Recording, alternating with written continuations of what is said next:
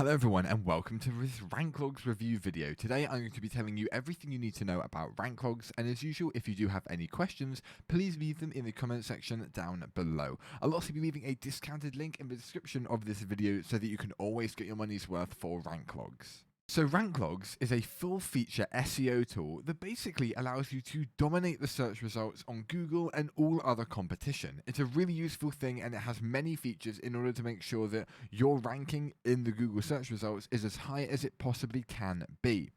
So here is our user interface where we're immediately presented with a little sort of a load of options and features and things that we can use on the top, and then our other sections which are the exact same down the left. So you can access it from either the left or the top, it's up to you, and then you have your content here. You also have your account button at the top right. So the dashboard is very simple, and what this allows you to do is look at all of the different projects that you've got going at any one time. We have our demo project here, which shows us a large amount of sort of statistics to do with it. So everything that you see here will be to do with that one thing. There's no like overall for all of them here.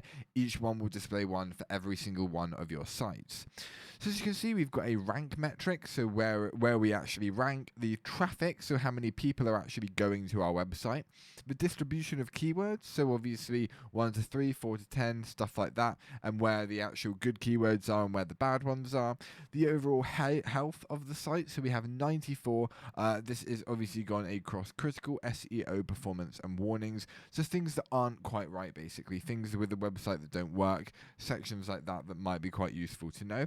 The score of your domain, so how good your score is out of 100 pretty much, showing whether it's a good one, whether it would get a lot of traffic or whether it wouldn't. Referring domains, and then also backlinks. Now you also have these two here, which are organic and paid. You can see how many people are basically going through your website in a regular, typical way, which as you can see is 859.6, and paid is total traffic of less than 1. Probably makes up 0.4, as we can see we have the decimal there. You also have ranked keywords for both of these, and this is basically just an overview for each of your projects. It's nice to see how each project is doing, which ones are your most successful, which ones are your least successful, and get an idea of how to actually fix that so that you can get more traffic to that specific website. Now, when you click on it, it will bring you into the overall settings for that website, and it will give you a larger amount of statistics for it. So we've now got graphs everywhere, many ones that we didn't see before. We've got the ability to view the history of our traffic rather than just a very small one, an organic position distribution history. We also have an organic keyword, which is like the top and the bottom. So as you can see, Arizona Fashion Schools is at the top, and also then at the bottom we have fashion schools in Utah, as you can see, and then you have sort of the overall traffic that this one would then give you, so 22 as opposed to 54. Then we have referring domains, which as you can see via the eye is just a historic trend of domains which are referring. So as you can see, going right up to 142 and starting at 21, and then backlinks you also have 23 to 1000, as you can see. Now you also have new and lost, and also new and lost backlinks for referring domains as well. You have top paid keywords and also paid position distribution. You're also able to view the overall efficiency of each keyword.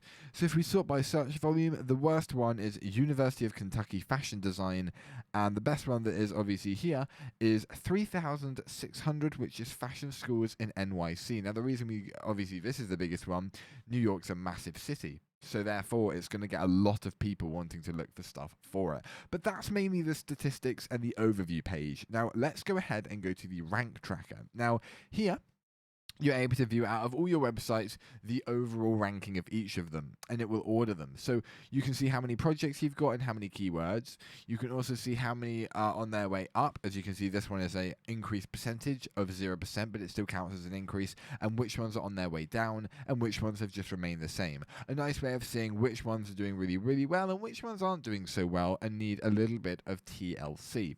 That is basically more or less this page. You can basically track the rankings of each of your websites. Now let's go to the Keyword Explorer. So this is mainly when we want to actually get our keywords. So for example, once we have one, we're going to put a keyword in, and we'll put technology, the United States in English, and we'll hit submit. And this will find us a vast amount of keywords to do with US technology. It will take a few seconds to actually search for us, as it will be searching through a very large amount of keywords, but you can also, while we're at it, search by domain. So as you can see, here is our list of technologies that we've got, but the overall keyword of technology is basically going to be ranked. It will find its trends on all of the different search engines. So as you can see, it says it's very easy. It obviously wouldn't work that well. It's too common of a keyword, really. Google Trends, as you can see, does not have any data, neither does Bing or SERP. Paid search overview doesn't have any features, but as you can see, if we move down to the actual keywords itself, we can see the use and the best ones to use here. So technologies, we have weather technology, all of these different things, and judging by the graph, you can see whether they're on an uphill or a downhill decline. So that is more or less it for the Keyword Explorer. It basically gives you more in-depth features to do with a keyword to see if it's something that will do well for your website, or whether it's not that great of a keyword after all. We then have the site order. This basically shows us all the issues that we have with a site. So as you can see, critical errors, SEO issues, performance issues, and warnings.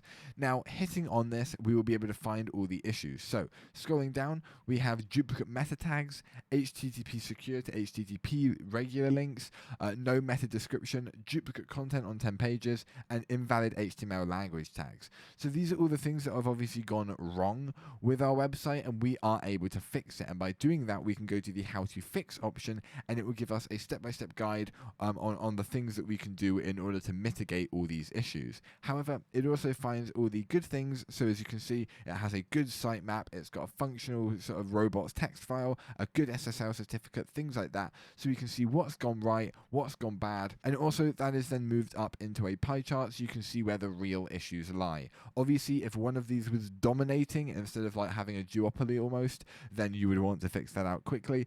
But I would say for this website owner, they'd want to fix the SEO issues to make a higher ranking, because what's the point in having a website if it's not at its optimum sort of position in the search results, and also fix those critical errors, which are obviously these ones here, so that their website can actually function. As you can see, we've got exactly the same thing here, duplicate meta tags and HTTPS to HTTP links. And then finally, we have our backlinks analyzer. Now, in case we don't know what a backlink is, essentially think of it as a hyperlink on a website that takes you from your original page to another website or another page or something like that. Almost like a hyperlink, as I said.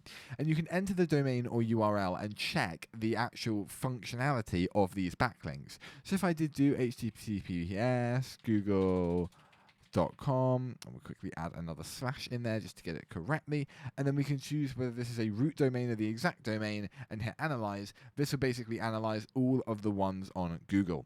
So as again, it will take a few minutes to actually do, but when it does, it will come up with all of the information to do with our backlinks, and sort of if there are any issues with any of them, or any of them go to an incorrect website, or any of them do not go to a website or a page, or it like misdirects you or something like that, then it's really good and easy to actually fix on that one. So I'll be back when this is loaded.